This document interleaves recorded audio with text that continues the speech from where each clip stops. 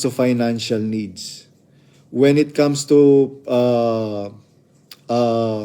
empathy, unahin niyo yung pamilya ninyo. Kasi kagaya niyan, biruin nyo, binuhos ko yung buong buhay ko. Yung anak noong ate kong namatay, hindi ko man nakita yun na maliit na bata. Hindi ko sila na-experience na ruin, etc. Kaya bumabawi ako ngayon sa kanila. Tapos, papasamain nyo ako na sasabihin nyo, pinakain nyo ako sa palad. Natural, dapat akong kumain dahil kulang pa nga yun eh. Kulang pa nga yun. Yung pinakain nyo sa akin, sa amin, kulang pa nga yun. Yung exploitation na ginawa nyo sa amin, yung emotional harassment na ginawa nyo sa amin, sobra. Pero ako, naniniwala naman ako na mayroong perfect justice ang Diyos. Kaya humanda ka sa araw ng paghukom, Daniel Rason. Unang-una kang lalangoy sa impyerno. Maniwala ka sa akin. Kung maninindigan ka dyan sa mali, unang-una kang lalangoy sa impyerno. Pero kung maninindigan ka talaga sa totoo, hindi mo gagamitin yung pulpito para manira. Biro mo, hindi ka nahihiya. Yung mga miyembrong nakikinig sa'yo, nagme-message sa akin, bro, ano ba yung si kuya, bakit ganyan siya? Yung texto niya sa prayer meeting, na inulit-ulit ko yung mga video mo, wala akong marinig na na hindi maganda. Sabi niya ganyan.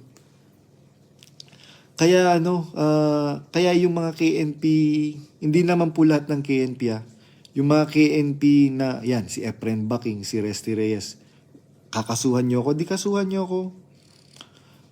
Maraming tutulong sa akin. Actually, meron ng mga nakikipag-communicate sa akin ng mga lawyer. Yun lang masasabi ko.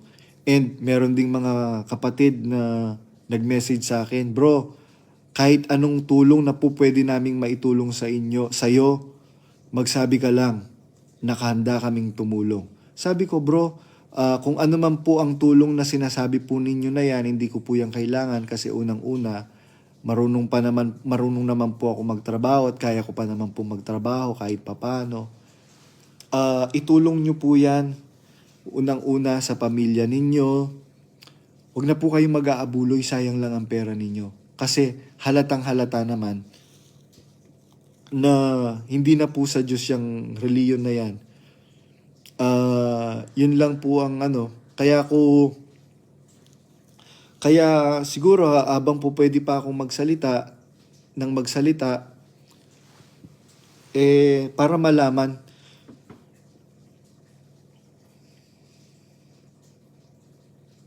para malaman ng mga Exeter, dating mga MCGI member, na huwag niyo pong hatulan yung sarili ninyo, mga kapatid. Dahil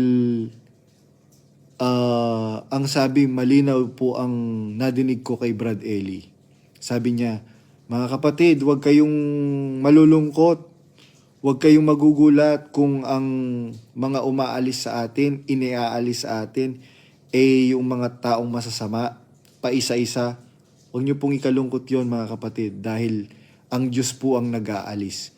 Pero, kabahan na kayo, mga kapatid, pagka ang umaalis sa atin pamilya at yung kanilang pamumuhay ay maayos, kung pagbabasihan ng salita ng Diyos matutuwid. Yun po ang dapat nating ikagulat. Kaya mga kapatid, lahat ng mga nag-exit dyan tapos sinuspindi, wag po ninyong ikalungkot na sinuspindi kayo dyan. Dahil wala na po ang Diyos dyan sa MCGI. Yun po ang malinaw na katotohanan na sa una, masakit tanggapin. Talagang masakit tanggapin dahil 24 years na po ako 24 years, more than 20 years akong nagsilbi sa royal family.